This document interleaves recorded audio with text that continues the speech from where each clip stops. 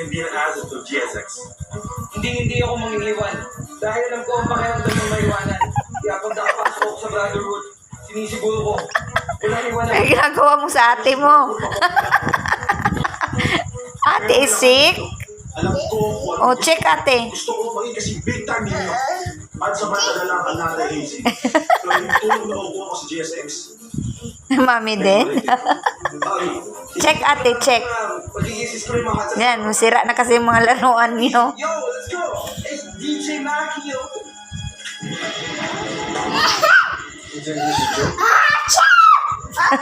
hindi ko kinuha. Sorry po.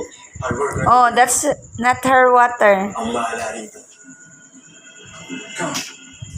Why do you think you deserve to be our brother in GSX? Ano magiging ambag mo? Di man ako mayaman sa pera.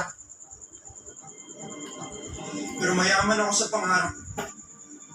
Yun ay dahil hindi lang ako nangangarap para sa sarili ko, kundi para sa pamilya ko.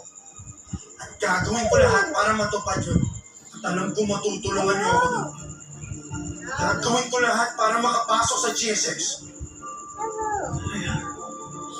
Lahat gagawin mo. Lahat ng utos ko? At ipapagawa namin sa'yo?